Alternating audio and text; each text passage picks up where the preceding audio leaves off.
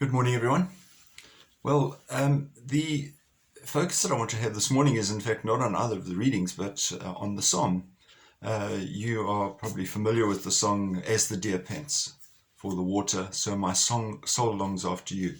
It's a very beautiful song. We don't often hear it. It's probably more becoming a traditional song than a modern song. But it's a very beautiful psalm because it gives us a very important message. The message is quite simply that the deer has got to a stage not where it's just thirsty, but where it craves water. And I've done a bit of research on this, and it seems that a deer would only pant normally after it has been chased, if it's managed to get away from its foe, and that in the running and so forth, it's burnt off a lot of body fluid. Deer apparently get most of their body fluid from eating foliage and so forth. They don't necessarily need to drink it.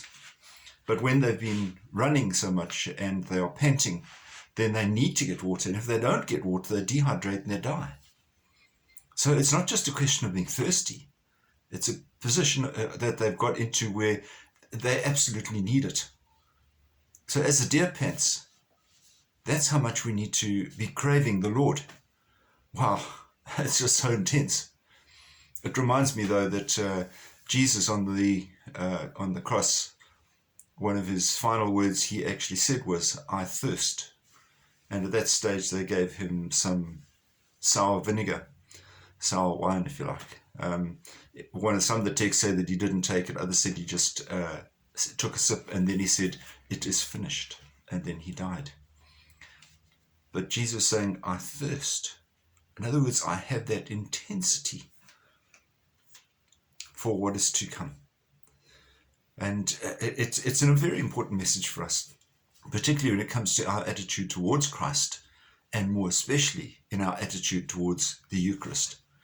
We should be craving the Eucharist to the extent that we feel absolutely deprived if we don't have it. And now that we have the doors of the church open and we're able to get back, it should be an opportunity for us to rush forward. But I do seem to encounter parishioners every now and then who have no knowledge of the developments.